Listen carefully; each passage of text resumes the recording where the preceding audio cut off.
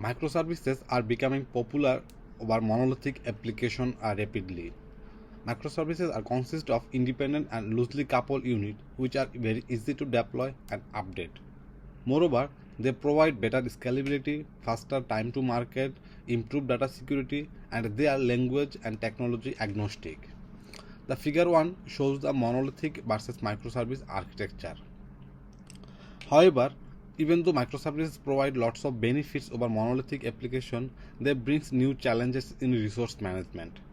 A single user request may travel through various services to complete. As a result, the end-to-end response time depends on all the microservices it traverses through. Hence, finding appropriate resources for each microservice is very challenging.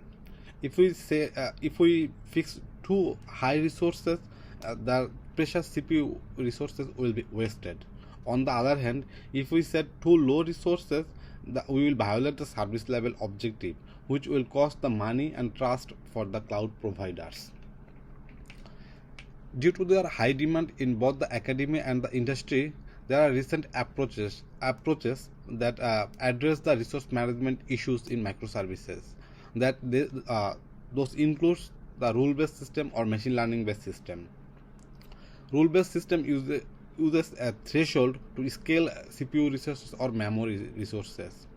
However, they fail to address the added complexity of the microservices. Moreover, the threshold of metrics such as utilization does not help in finding good CPU allocation as shown in the figure 2. On the other hand, machine learning requires offline data collection for training and intentional SLO violation for boundary data. To overcome these challenges and design a lightweight resource management for Kubernetes and microservices, we propose a new resource manager. Our objective is to minimize total resources while maintaining service level objective in each time step. We use the response time as a guide to reach to the optimal resource allocation. Moreover, we use microservice-wise metrics to avoid bottlenecks and identify candidates for further resource reduction. Instead of applying all the resource reduction at one time, we apply resource reduction iteratively, and we use feedback to reevaluate the reduction parameter in each time step. We implemented our resource manager using Python and on top of Kubernetes. To do that, we used a local Kubernetes cluster consist of 5 nodes.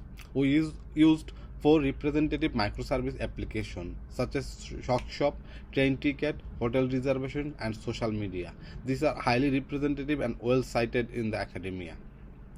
All these microservices include various programming languages such as Python, Go, Java, and Node.js. We also use various cloud native tools to collect system metrics and user information such as latency and end-to-end latency and workload. We use Prometheus, Jaeger, and Linkerd for those. The 5 servers are equipped with a 10-core and 20-thread AMD EPYC processor, and each server have 128 GB memory. To compare the effectiveness and the performance of our algorithm, we compared it with the offline Optimum, which exhaustively search for efficient and good resource management, good resource configuration, and we also compared it with the default Kubernetes Autoscaler. In total, we implemented and deployed 2 microservices successfully. We built Docker images and pushed them into the repository and uses each container as a microservice. These are part of the REU project. And then we use the algorithm that we compared against Optimum and the Kubernetes Autoscaler. From the figure 3, we see that our algorithm outperformed the default Kubernetes scaler by 33% and performed very close to the Optimum within 5%. In this work, at first we identified why microservices are very important and they are taking over monolithic architecture. Then we identified the new challenges in resource management for microservices and why they are challenging. Then at the same time, we find that existing solution of a rule-based system cannot be applied directly to microservices, and machine learning based system require offline training. Then we implemented a lightweight resource management system that can identify optimum resources for microservices. Moreover, the lightweight design enables cloud provider to save CPU resources and accommodate more application into single servers. Thank you everyone.